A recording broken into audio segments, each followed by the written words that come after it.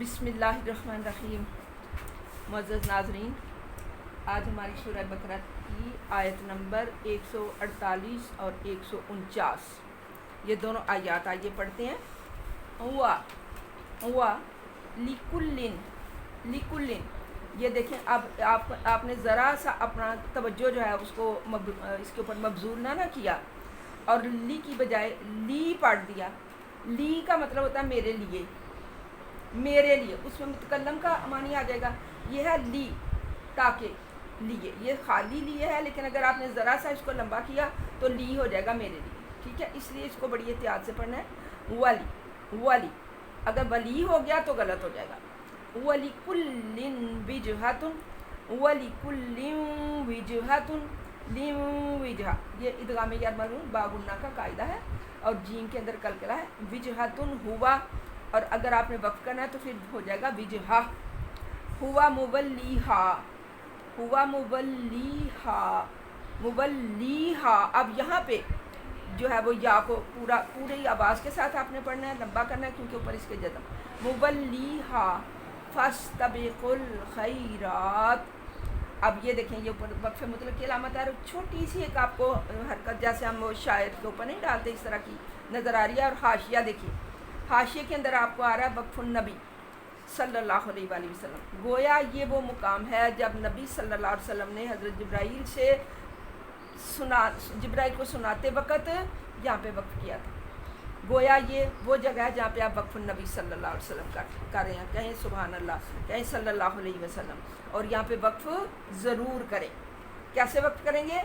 وَلِكُلٍّ وِجْهَةٌ هُوَ مُوَلِّيهَا فَاسْتَبِقُوا الْخَيْرَاتِ، تا کی زیر ختم کر، فَاسْتَبِقُوا الْخَيْرَاتِ۔ اب یہ قا جو ہے، اس کو فَاسْتَبِقُوا کہیں گے تو وہ بالکل معنی فرق ہو جائے گا۔ فَاسْتَبِقُوا الْخَيْرَاتِ، یہ قا جو ہے اس کو اس کے مخرج سے ادا۔ اینا نہیں کہنا، کیا کہنا؟ اینا بغیر گناہ کے دونوں۔ اینما تکونو، اب اگر آپ اس کو تکونو کیا دیتے ہیں تو یہ غلط ہے۔ تکونو یاتی، اب یہ جو الف ہے جزم جس کے اوپر پڑی ہوئی ہے یہ حمزہ ہے۔ یاتی، اس کو الف کو اس کو جھٹکے کے ساتھ آپ نے پڑھنا ہے حمزے کو، اور اتنا جھٹکا جس سے آپ کی ناف نہ ہلے، یعنی جسم نہ ہلے، صرف آواز کا جھٹکا ہے۔ یاتی، یہ آپ نے دھیان رکھنا ہے کہ اس سے جسم نہ ہلے، صرف آواز کا جھٹکا ہے۔ اینما تکونو یاتی بکم اللہ جمیعا، وقف کر دیا آپ نے اور دونوں زبریں ختم کر دیا، الف پڑھ دیا۔ ان اللہ علی کل شیء قدیر، یہ اکفا کا قاعدہ ہے۔ شیء قدیر، نون کو آپ نے مخفی کر دینا اور تھوڑا سا اس پہ توقف کرنا ہے۔ ایک آیت آپ کی مکمل ہوگی، آگے چلیں دوسری آیت پہ۔ وَمِنْ حَيْثُ، یہ اظہار کا قاعدہ ہے۔ وَمِنْ حَيْثُ خَرَجْتَ، جن کے اندر کلکلا کریں، خَرَجْتَ فَوَلِّ، اب اس کو بھی فولی، لام کے نیچے جو زیر ہے اس کو مضبوطی سے پکڑ کے رکھیں، کہیں فولی نہ ہو جائے۔ اگر ولی ہو گیا تو اس میں پھر متکلم کے معنی ہو جائیں گے، اس کا مطلب ہے میں، ٹھیک ہے؟ میں نہیں ہے یہاں پہ، یہ تو فعل امر ہے۔ فولی، پس موڑ لو۔ فولی وجہہ کا، پھر جیم کے اندر کلکلا، شطر، تو کے اندر کلکلا، شطر المسجد الحرام، فولی وجہہ کا شطر المسجد الحرام، وَإِنَّهُ، اب دیکھیں کہیں اِنَّهُ نہ کہہ دیں اس کو، اگر کہہ دیا تو ہو گیا بے شک ہاں۔ یہ بہت بڑی غلطیاں ہیں جو آج کل ہماری مسجدوں میں مؤذن بھی کر رہے ہیں، قارئین کرام بھی پڑھاتے وقت کر رہے ہیں، ان کو سمجھ نہیں آ رہی، بچوں کو جو ہے وہ نہیں صحیح جو ہے وہ اس کو نہیں کانسیپٹ دیا جا رہا۔ وَإِنَّهُ لَلْحَقُّ مِن رَبِّكَ، یہ ادغام یرملون بلا گنہ کا قاعدہ ہے۔ وَمَا اللَّهُ، اللہ کا لام پور ہے، بِغَافِلٍ عَمَّا، اظہار کا قاعدہ ہے، اس نون پہ دیر بالکل نہیں لگانی۔ تعملون، آئیے ان دونوں آیتوں کو پڑھیں۔ وَلِكُلٍّ وِجْهَةٌ هُوَ مُوَلِّيهَا فَاسْتَبِقُوا الْخَيْرَاتِ، اینما تکونوا یأتی بکم اللہ جمیعا ان اللہ علی کل شیء قدیر ومن حیث خرجت فول وجهك شطر المسجد الحرام وإنه للحق من ربك وما اللہ بغافل عما تعملون. جی یہ اسی واقعہ کی طرف اشارہ ہے، تحویل قبلہ جو 2 ہجری میں ہوا تھا، جب مسلمانوں کا قبلہ جو ہے وہ مسجد اقصیٰ سے تبدیل ہو کے مسجد الحرام کی طرف ہوا ہے. یہ وہی واقعہ چل رہا ہے اور مسلمانوں کو اس بات پر تاکید کی جا رہی ہے، پختہ کیا جا رہا ہے کہ یہودی تو یہی چاہیں گے کہ وہ آپ انہی کے قبلہ کی طرف منہ کر کے نماز پڑھتے ہیں، لیکن مسلمانوں کو سمجھایا جا رہا ہے، تاکید کی جا رہی ہے کہ اب اس کی گنجائش نہیں. جتنی دیر اللہ تعالیٰ نے اس سمت کی طرف رکھا تھا شرف، صرف آپ نے اتنی دیر وہاں پہ نماز پڑھنی تھی. اب اس کے بعد اگر آپ نے یہودیوں کی پیروی کی، ان کی خواہشات کی پیروی کی، تو پھر آپ ظالموں میں سے ہو جائیں گے. یہ آپ پیچھے پڑھ کے آئے ہیں. پھر اللہ کی ذات فرما رہی ہے کہ یہ یہودیوں کے لیے انہوں نے طوفان کھڑا کر دیا تھا. جب یہ ہوا تحویل قبلہ کی آیات نازل ہوئی تو انہوں نے اتنا بڑا طوفان کھڑا کیا تھا کہ یہ مسلمانوں کو دیکھو یہ کیا ان کا دین ہے.